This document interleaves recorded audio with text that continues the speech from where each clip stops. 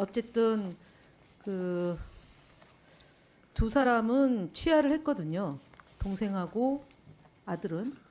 그러면 유일임 위원장의 경우 청부 민원의 두 건은 자진 철회를 했는데 지금 김웅수 위원은 자진 철회 안 하셨죠?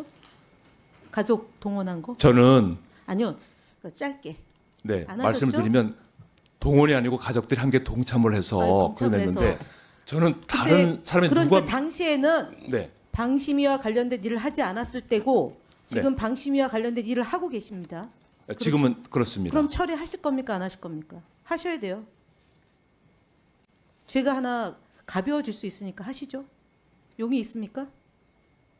뭐 언제든지 뭐 예, 할 수 들어가세요. 있습니다. 네네. 저기 이호찬 본부장님 올해 오셨는데 앞으로 나오세요. 제가 이 방심위의 청부 민원의 근원이 신앙님 김만배 인터뷰에서 비롯됐지만 본질은 MBC를 털기 위해서 같이 한 것이 아닌가라고 생각이 듭니다. 그래서 지금 몇 건이죠? 그 보도한 것 때문에 방심위로부터 법정 제재 건수가 몇 건이었습니까?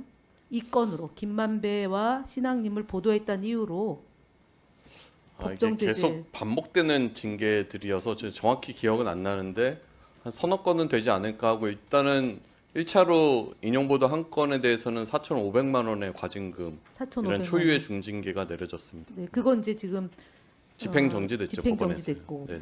그리고 그 지금 이제 굉장히 아주 이제 유명인이 된 김대남 전 소통비서관 직무대행이 그거 내가 한 거야라는 것 중에 하나가 MBC 바이든 날리면 보도 관련해서 박성재 당시 사장을 명예훼손 등의 혐의로 대검찰청에 고발을 했다라는 점인데 혹시 확인이 됐나요?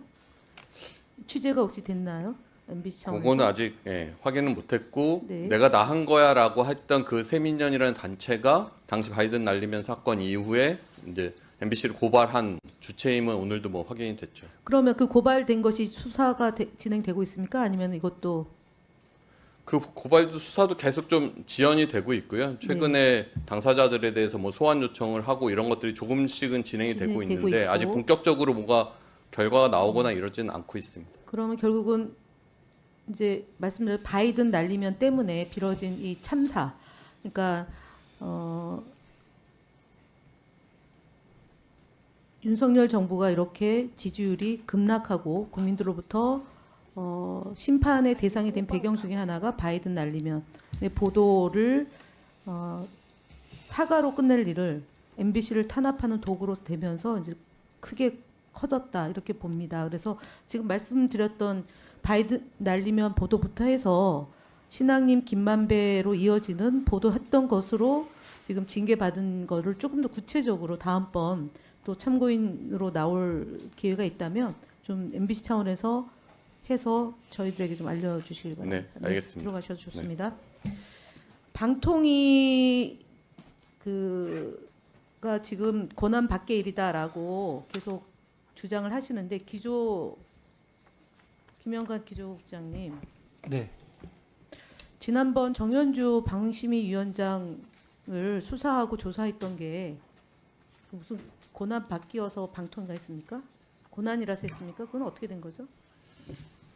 그거는 제가 한 일은 아니요, 안 아닌데요. 했지만. 예, 그거는 저기 그 보조금 사용과 관련돼서 그 보조금 사용이 감사를 한 걸로 검사를 한 위원장의 것으로 알고 출퇴근까지 있습니다. 간 거잖아요. 네? 위원장의 출퇴근 그다음에 업무 추진비 카드 이런 걸로 간 거잖아요. 결국은 방심위의 이 무리한 청부 민원에 의한 이 법정 제재가 행정청에서도 결재를 해서 심의 의결해가지고 지금 수억 원의 그 손실을 본 거잖아요. 방통위는 이것 때문에 감사원 감사가 이제 곧 개시될 거죠. 그렇죠? 감사원 감사 곧 개시되잖아요. 우리가 26일 날 국회에서 처리가 됐지 않습니까? 네, 예, 감사원 감사 알고 받고 그럼 연타적으로 방심위가 그 예산을 제대로 사용하지 않은 점에 대해서 부당한 집행 때문에 방심위의 법정 제재 이것 때문에 방심위도 조사 대상이 되죠. 방통위에 받게 되면 방심위도 받게 되는 거예요. 아닌가요? 그 부분 제가 잘 조성은 모르겠습니다. 감사원 출신 처장님 아닌가요? 그럼 뭐 감사원에서 판단할 문제라고 생각합니다. 그러면 방통위는 방심위의 법정 제재 때문에 심의 의결한 내용 때문에 수억 원의 그 비용을 쓴 것 때문에 국회로부터 이렇게 질타를 받았다면 방심위에 대한 감사원 감사가 필요하다는 의견을 내야 되는 거 아니에요? 꼬리 자르기라도 하셔야죠. 방심위 때문에 방통위까지 이렇게 심각한 상황으로 초래되고 있는데 그걸 그냥 강 건너 불구경할 겁니까? 방통위가 방심위의 이 부분에 대한 입장이 뭡니까? 청부 민원이 됐다라는 야당 측의 주장이 일고의 가치가 없다라고 보는 건 아니잖아요. 그러니까 행정청이 해야 될 최소한의 역할을 다 해야 되는 거 아닌가요? 이거 안 하면 또 이것도 직무유기예요. 조성은 사무처장님. 이 감사원에서 뭐 어떻게 판단할지는 그거 아니 뭐 제가 감사원 말씀 출신이라 제가 물어보는 거예요. 아니 그걸 제가 뭐 감사원 출신이기 때문에 말씀을 드리는 것 자체가 법적으로 맞지 물어보는 않다는 거예요. 거죠. 예. 직무유기에 해당되는 게 아닌지에 대한 질문이에요. 그러니까 방심위가 예. 청부 민원이라는 이런 이례적인 일이 발생을 했고 그 법정 제재가 다 졌단 말이에요. 그래서 수억 원의 변호사비를 들여서 방통위가 행정청으로서 역할을 했는데 다 졌어요. 그러면 이 부분이 부실했는지 안 했는지에 대해서 감사원 감사가 필요하다라고 얘기해야 되는 거 아닙니까? 뭐 필요하다면 감사원이 뭐 하지 않겠나 아니 싶습니다. 방통위의 입장이 예. 아니 반영돼야 방통위 됩니다. 입장을 뭐 왜냐면은 전달하기 어렵다고 봅니다. 예. 그럼 하실 의향이 없다라고 보여집니다.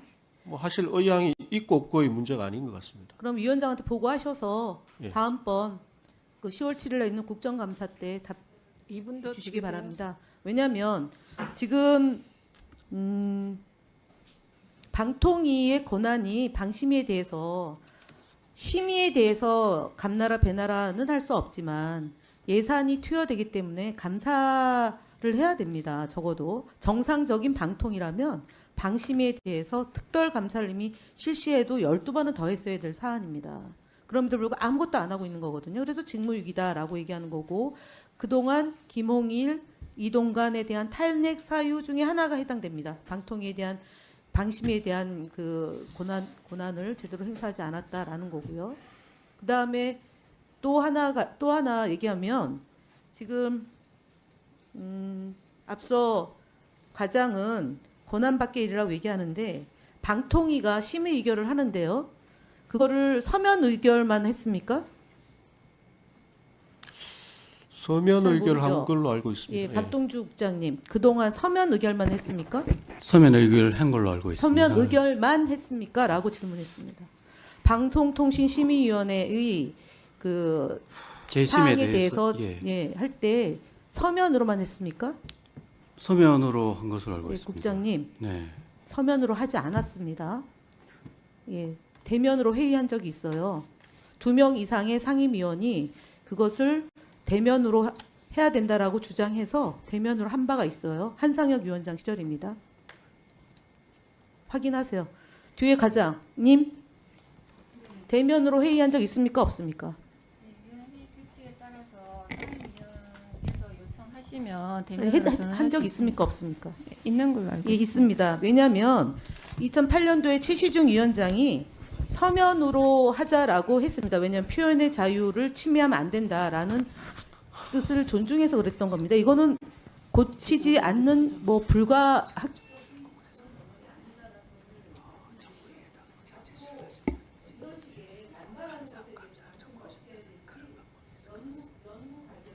일단 증인으로 신청해도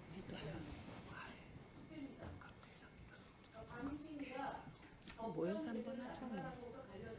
예. 들으세요 이런 거.